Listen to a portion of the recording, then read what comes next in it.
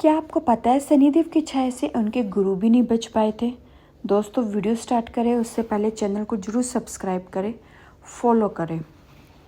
एक दिन शनिदेव अपने गुरु के पास गए और कहा कि मैं आपके चंद्रमा के ऊपर से गुजरने वाला हूँ। इसका अर्थ था कि गुरुजी की 6:30 शुरू होने वाली थी।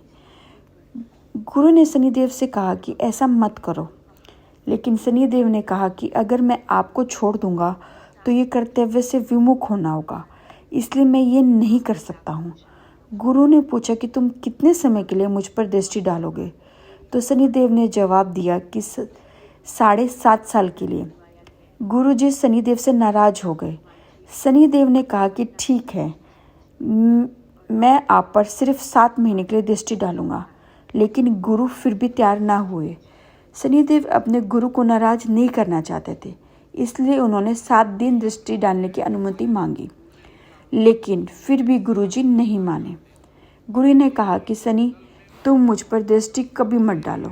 ऐसा सुनते ही शनिदेव ने कहा कि अगर मैं ऐसा करता हूँ तो फिर मेरा कोई सम्मान नहीं करेगा, कोई भी धर्म का पालन नहीं करेगा और मुझसे कोई नहीं डरेगा। शनिदेव ने अपने गुरु से कहा कि मैं केवल 7.5 पहर के लिए आपके चंद्र नक्षत्र पर रहूँगा, यानी कि 22.5 घंटे तक। लेकिन गुरुजी ने कहा कि मैं तुम्हें सिर्फ 4.25 घंटे यानी कि 1.25 पहर की अनुमति दे सकता हूँ।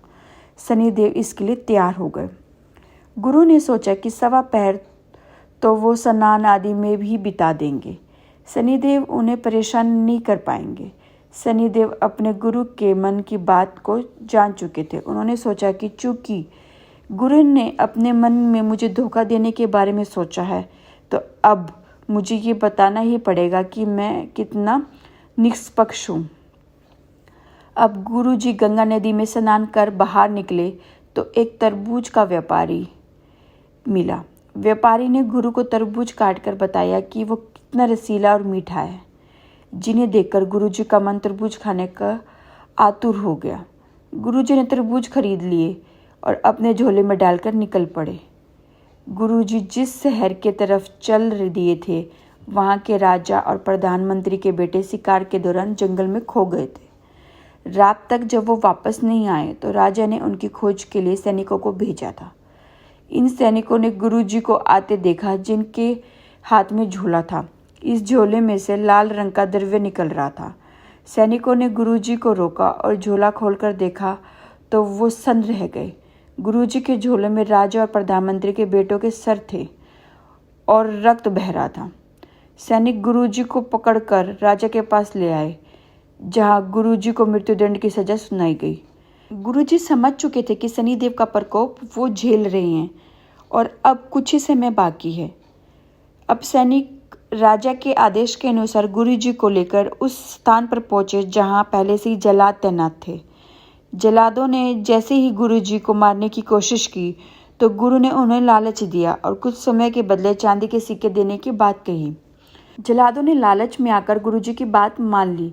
थोड़ी देर के बाद राजा के दरबार में उसके और प्रधानमंत्री के बेटे सकुशल पहुंच गए। सकुशल बच्चों को देख राजा को गुरु जी का ध्यान आया और तुरंत मृत्युदंड को रुकवाकर सम्मान से उन्हें दरबार में लाने को सैनिकों को कहा गया। गुरुजी को सम्मान से दरबार में लाया गया, सम्मानित किया गया, चांदी की मुद्राएं दी गई, जिनमें से कुछ गुरुजी ने जल्लादों को अपने वचन के अनुरूप दे दी। जब शनिदेव की दृष्टि पड़ने का समय समाप्त हो गया तो गुरुजी के सामने शनिदेव आए और पूछा कि आप कैसे हैं। गुरुजी ने कहा कि जब सिर्फ 5.25 घंटे में मैं मृत्यु से यहाँ पर पहुँच सकता हूँ, मुझ पर कलंक लग सकता है, तो फिर आम लोगों को क्या होगा जिन पर तुम 7.5 और 1.5 लगाते हो। गुरुजी ने शनिदेव से वचन लिया कि इतना विचलित किसी को नहीं करोगे।